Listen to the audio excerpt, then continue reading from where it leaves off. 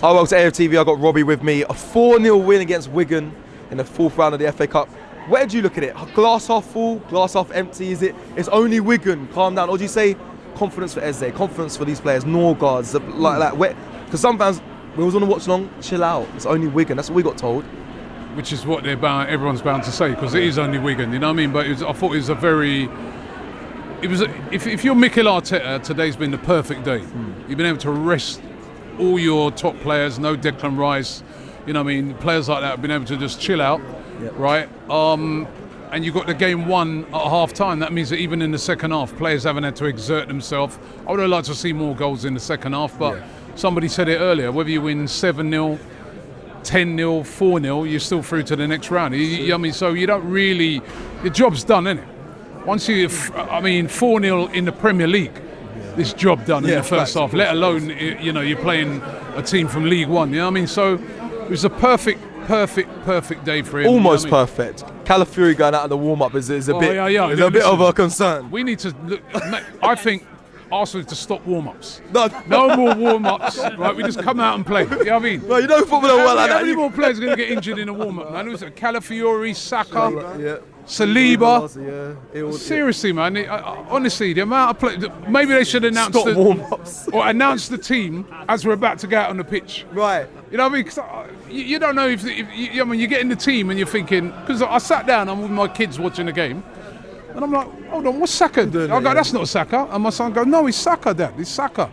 And I looked, I go, well, where's he playing? And then realised that it was Calafiori. So I hope that's something just minor. We hope so. And where they're just really. I think the thing is, one of the good things this season actually is that the squad is so deep. You don't have to take absolutely any chance. If a player says, "I'm not really feeling well," or there's a slight niggle, you haven't got to force them into a game like today. You know, I mean, we've got enough to win that game. Is what we showed. Would you have said that if you saw the rain today as well? If you was a player, would you say, actually, no? Or you were one of those players that would have? Well, you say Calafiori ducked out because of the rain.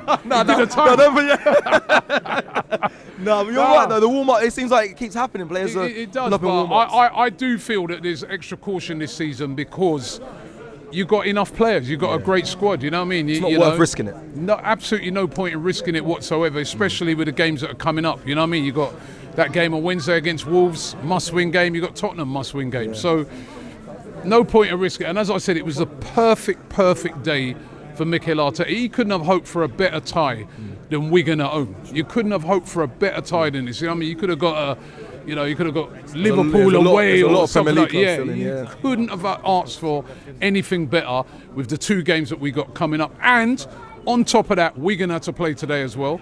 Wolves had to play today, and they were away at Grimsby. We saw that pitch. That pitch was like they were playing Hackney Marshes. It was awful, right? And they were taken all the way. They only won 1-0. They played their literal first team because obviously they're going for it because they know they're going to get relegated. So it's been absolutely perfect. There's no excuses for us going into that game on Wednesday. But today went well. Well, let's talk about what it kind of goes into, which will be Wednesday, the players' performances at Boost Conference. Before we do that, would you have wanted, because your brother said the same thing, I wish we got 5, I wish we got more in the second half. Would you wanted more goals in the second half or kept a clean sheet? What was more important to you? A clean sheet? Clean sheet's more important. Yeah, in an ideal world, listen, I all the goals that, I was sitting in a different seat today, all the goals are down my end. So for selfish reasons, I saw 4 goals right in front of me. Lucky you. Right? I would have liked there to have been a few more goals, but it doesn't really matter. He's through to the next round. That's the most important thing. Nobody's seriously injured. Nobody's, it's clean sheet. We even got to sub the goalkeeper. You know what I mean? Like, it's a comfortable afternoon.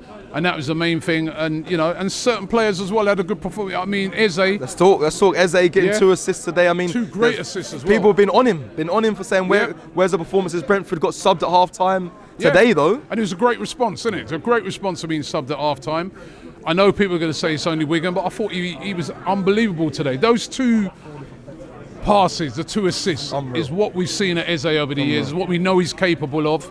We're nearly coming up to almost what you'd say the anniversary of his best moment in an Arsenal shirt is when he scored a hat-trick against Spurs. And it seems like a long time now, right? So we need him to regain his form before we get to these important. We're coming to a real business end of the season, but I think he put in a really confident performance today. Does he start on Wednesday then?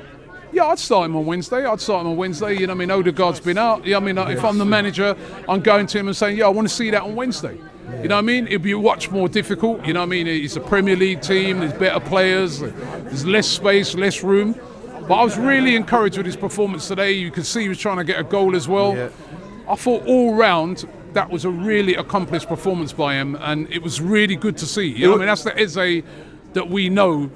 You know, that's the Eze that remember, it was him who had his greatest moment as a footballer. He's been in this competition in the FA Cup. Yeah, the final. For Crystal Palace, you know? So let's go to that then, because he scored the winning goal in the FA Cup final, gave him silverware. Let's go to, not the man, Eze unfortunately didn't get man of the match, but they gave it to Christian Norgard. Now, did they? They gave it to Christian Norgard, the broadcasters. I thought he had a great game, but I would have really given it to Eze. I thought Eze was my man of the match, but I thought Norgard did. He played really well, and again, he's another player. It's a bit unfortunate he's not really got much game time. I mean, Zubimendi's been that good and been that fit all season. Could Norgard have got more minutes? Well, listen, you can say that, but Zubimendi has been unbelievable. He's been Zubimendi's probably been, arguably our best player this season. So, you can look at it and say maybe Norgard's, but what, are we going to complain about what Zubimendi's done this season? But Norgard, every question has been put in front of him. Centre back, right back, centre defensive midfield. He's come in and been superb. He's bought as a squad player, and he's proven to be an excellent squad player. Zubimendi's been bought to start games, win games, to be decisive in games, and he has been. So at the moment, I'm happy with what's going on. Just because, you don't have to play players for the sake of playing a player. Yeah. And I do think his time, what he's showing us is that if he is going to be called upon, we can see as fans that he can step into the void. He can step in and we'll be confident. And there's a lot of players like that in the Arsenal team. Nketiah showed that. Yeah.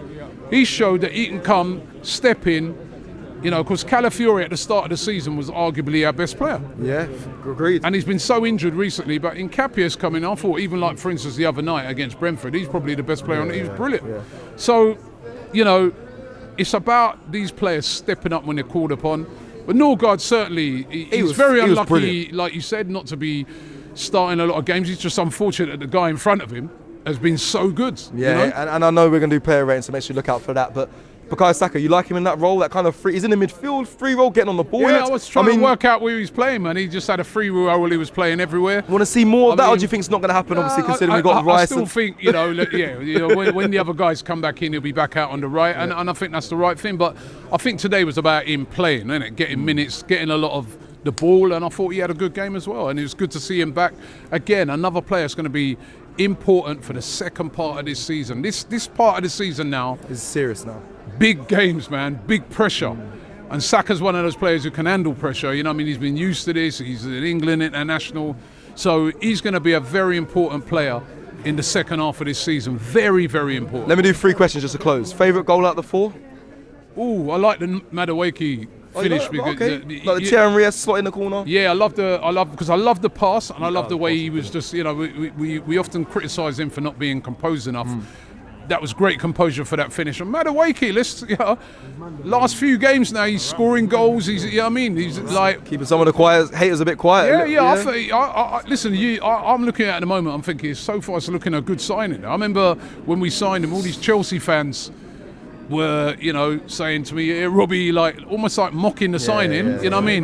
Who's been better, him or Gittins? You know what I mean? Well, that's an obvious answer there. It's been Madueke.